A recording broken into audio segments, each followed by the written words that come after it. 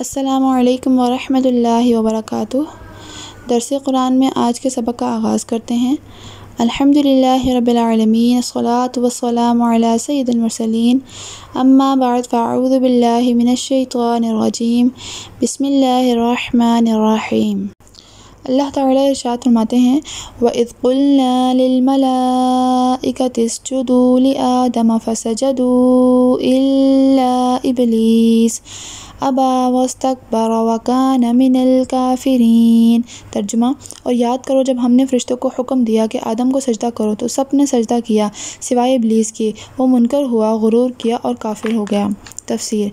जब आदम अलैहिस्सलाम का इल्म तमाम पर ज़ाहिर हो गया तो तमाम फ़रिश्तों को, जिनमें से शैतान भी रहता था, हुक्म हुआ कि तुम सब के सब आदम अलैहिस्सलाम को ताज़ीमी सजदा करो। वह सब सजदे में गिर गए, लेकिन इब्लीस सजदे से इनकारी हुआ। अपने आप को बड़ा जानकर दिल में सोचने लगा कि हक़ ताला का यह हुक्म गलत है। नाउज़ुबिल्लाह, मैं बहुत बड़ा, आदम अलैहिस्सलाम बहुत छोटे। छोटा बड़े के सामने झुक सकता है, ना कि बड़ा छोटे के सामने। रब ने मेरी हज़ारहा बरस इबादत की कोई कदर ना फरमाई और मेरा हक़ ना पहचाना। नाउज़ुबिल्लाह, इसलिए वो काफिर हो गया। कुफ्र गुनाह करने वाला नफ्स हमारा है, शैतान इसका मशीर और वज़ीर है। जैसे ख़ुद शैतान को इसकी नफ्स ने काफिर बनाया, ऐसे ही इन जन्नात को इनके नफूस ने काफिर किया। लिहाजा इस आयत पर यह एतराज़ नहीं होता कि जब शैतान ने गुमराह करने का काम अभी तक शुरू ही ना किया था तो जन्नात काफिर क्यों कर हुए। आखिर इन जन्नात ने जंग और खून रेज़ी भी की थी। नफ्स के अगवा से आज रमज़ान में शैतान कैद होता है, मगर जब भी हम लोग गुनाह करते हैं सिर्फ नफ्स की अगवा से करते हैं। अगली आयत की जानिब बढ़ने से पहले मैं आपको हवा की पैदाइश का वाक़या सुनाना चाहूँगी। हज़रत आदम अलैहिस्सलाम की पैदाइश के बाद वो ज़मीन पर तन्हा फिरते रहते थे और हर जानवर को अपना गैर जिन्स देखकर घबराते थे और तमन्ना करते थे कि काश कोई मेरा हम जिन्स होता जिससे मुझे उनसियत हासिल होती। दूसरे जुमा को हज़रत आदम अलैहिस्सलाम सो रहे थे कि फ़रिश्तों ने इनकी बाईं पसली चाक की, जिनसे इन्हें कुछ तकलीफ़ ना हुई, और इससे आनन फानन एक नहायत खूबसूरत औरत बनाई गई। आदम अलैहिस्सलाम की चाक की हुई पसली को मिला दिया गया। जब वो जागे तो अपना हम जिन्स अपने पास बैठा हुआ देखा। पूछा, तुम कौन हो? निदा आई, ये हमारी बंदी है, तुम्हारी वहशत दूर करने के लिए पैदा की गई है। आदम अलैहिस्सलाम ने चाहा कि इसको हाथ लगाएं। हुक्म हुआ कि ए आदम, पहले इनका महर अदा करो, फिर इनको हाथ लगाना। अर्ज़ किया, मौला, महर क्या है? फरमाया गया कि मेरे नबी मोहम्मद मुस्तफ़ा सल्लल्लाहु तआला अलैहि वसल्लम पर 10 बार दुरूद शरीफ पढ़ो। और फ़रिश्तों की गवाही से इनका निकाह हुआ। इनका नाम हवा इसलिए है कि ये लफ्ज़ ही से बना है, जिसके मायने है ज़िंदा, चूँकि ये ज़िंदा इंसान आदम अलैहिस्सलाम से पैदा हुई या हर ज़िंदा इंसान की वालदा हैं, इसलिए इन्हें हवा कहा गया। ये लफ्ज़ हूद से बना है, जिसके मायने है सुर्ख़ी माइल बा सियाही, चूँकि इनके होंठ का रंग ऐसा ही था। अब हम अगली आयत की जानिब बढ़ते हैं। अल्लाह ताला इरशाद फरमाते हैं, वक़ुल्ना या आदम उस्कुन अंता व ज़ौजुकल जन्नत व कुला मिन्हा रग़दन हैथु शिअ्तुमा वला तक़रबा हाज़िहिश शजरत फ़तकूना मिनज़ ज़ालिमीन। तर्जुमा। और हमने फरमाया, ए आदम, तू और तेरी बीबी इस जन्नत में रहो और खाओ इसमें से बेरोक टोक जहाँ तुम्हारा जी चाहे, मगर इस पेड़ के पास ना जाना। तफसीर। ये तो पहले मालूम हो चुका है कि आदम अलैहिस्सलाम को ज़मीन में रहने और वहाँ हुकूमत करने के लिए पैदा किया गया। ये जो कुछ अब तक हुआ इनकी खिलाफत का ही पेश ख़ैमा था। लिहाजा जब आदम अलैहिस्सलाम के सर पर दस्तार खिलाफत बन चुकी और सारे फ़रिश्तों ने नजराना सजूद पेश करके वफ़ादारी का हलफ दे दिया, तब रब ने इनसे फरमाया कि ए आदम, तुम और तुम्हारी बीवी बहशत में रहो, वहाँ तुम्हें कोई रोक टोक नहीं, जो जी चाहो खूब खाओ और जहाँ चाहो सैर व तफरीह करो।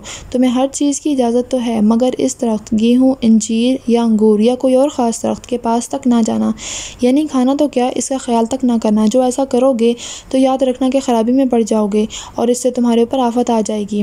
ख्याल रहे कि आदम अलैहिस्सलाम को कुछ रोज़ के लिए जन्नत में रखने की चंद हिकमतें हैं। मसलन जिस तरह अगर कोई बादशाह किसी को बड़ा ओहदा देना चाहता है तो उसको उसके मुताबिक ट्रेनिंग भी देता है, जिससे इसको हुकूमत करने का तजर्बा हो जाए। इल्म और चीज़ है और तजर्बा दूसरी चीज़ है। आदम अलैहिस्सलाम ने जन्नत में रहकर वहाँ के फ़रिश्तों पर भी हुकूमत की, वहाँ के मकानात और बागात की बनावट भी देखी, वहाँ की नेमतों को भी इस्तेमाल किया, फिर बाज़ चीज़ों की ममानियत भी सुन ली, फिर ख़ता हो जाने पर अताब इलाही का लुत्फ़ भी हासिल किया। एक महबूब और प्यारी चीज़ पाकर इसके छूट जाने का गम भी महसूस कर लिया। दुनिया में इनको उनकी औलाद को इन्हीं तमाम बातों से वास्ता पड़ना था। इसलिए जब दुनिया में तशरीफ़ लाए तो बिल्कुल तजर्बाकार और पुख्ता हो आए। दूसरा ये कि रब तआला ने इनके और इनकी औलाद के लिए जन्नत बनाई जो कि इनकी असल क़यामगाह है। दुनिया तो एक आर्जी जगह है और इसके हासिल करने का ज़रिया है, लिहाजा इनको जन्नत पहले दिखा दी गई ताकि वो और उनकी औलाद इन नेमतों को देखकर या सुनकर इनके हासिल करने की कोशिश और इनकी तलब से एकदम भी गाफिल ना रहें। तीसरे ये कि दुनिया में इन पर अहकाम रब्बानी भेजे जाने वाले थे जिनकी मुखालफत की वजह से तकलीफ़ें आने वाली थीं, इसलिए यहाँ ये काम इनको करके दिखा दिया गया। फ़अज़ल्लहुमा अश्शैतानु अन्हा फ़अख़रजहुमा मिम्मा काना फ़ीहि वक़ुल्ना इहबितू बअदुकुम लिबअदिन अदुव्व वलकुम फ़िल अर्दि मुस्तक़र्रुम व मताउन इला हीन। तर्जुमा, लेकिन शैतान ने इनको बहका कर वहाँ से निकलवा ही दिया और हमने कह दिया कि उतर जाओ, तुम एक दूसरे के दुश्मन हो और एक वक्त मुकर्रर तक तुम्हारे लिए ज़मीन में ठहरना और फ़ायदा उठाना है। तफसीर, यानी शैतान ने इन्हें बहका कर इस दरख्त का फल खाने पर आमादा कर दिया और बहाना ये बनाया कि यूँ तो यह दरख्त बड़ा मुफीद है क्योंकि इसको खाने से अब्दी ज़िंदगी हासिल हो जाती है, लेकिन शुरू में आपको इसलिए मना किया गया था कि आपकी जिस्मानी कैफियत इसको बर्दाश्त ना कर सकती थी। अब चूँकि आप जन्नत के माहौल के आदी हो गए हैं और आपके कभी मजबूत हो चुके हैं, इसलिए अब ममानियत भी बाकी ना रही। मतलब ये कि इस वाक़े के नतीजे में आदम अलैहिस्सलाम और उनकी अहलिया को जन्नत से और शैतानों को आसमानों से नीचे ज़मीन पर उतरने का हुक्म दे दिया गया।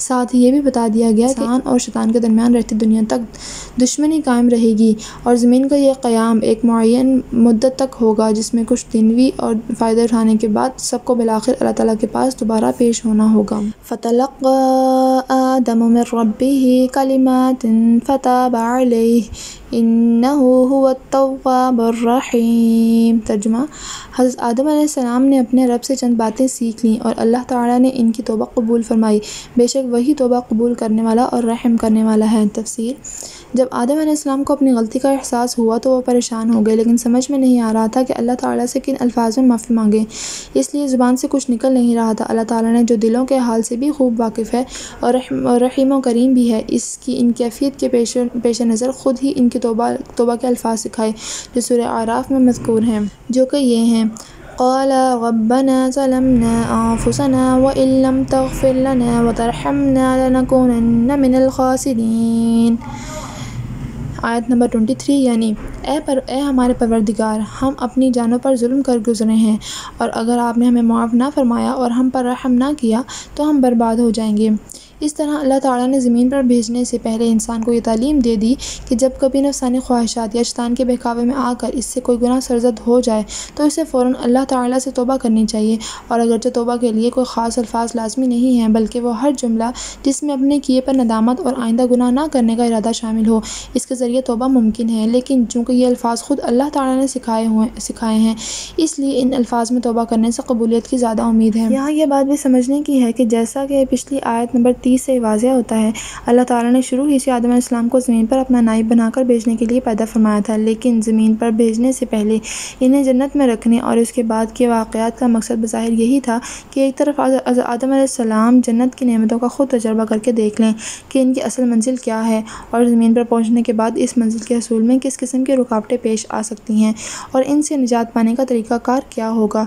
चूँकि फ़रिश्तों के मुकाबले में इंसान का इम्तियाज़ ही ये था कि इसमें अच्छाई और बुराई दोनों की सलाहियत रखी गई थी, इसलिए ज़रूरी था कि इसे ज़मीन पर भेजने से पहले ऐसे तजर्बे से गुजारा जाए।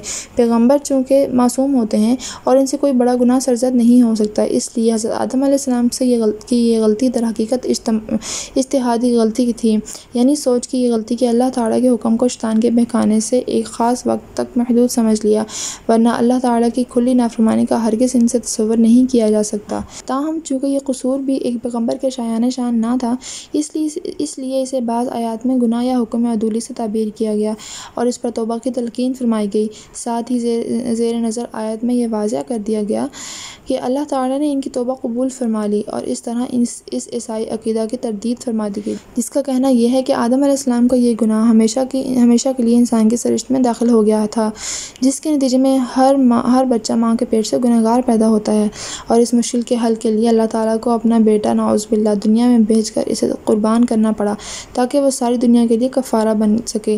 कुरान करीम ने दो टोक अल्फाज में यह ऐलान फरमा दिया है कि अल्लाह ताला ने इनकी तौबा कबूल फरमा ली थी, इसलिए ना वो गुनाह बाकी रहा था, ना इसके औलाद आदम की तरफ मुंतकिल होने का कोई सवाल है, क्योंकि अल्लाह ताला के कानून अदल में एक शख्स के गुनाह के बोझ दूसरे के सर पर नहीं डाला जाता।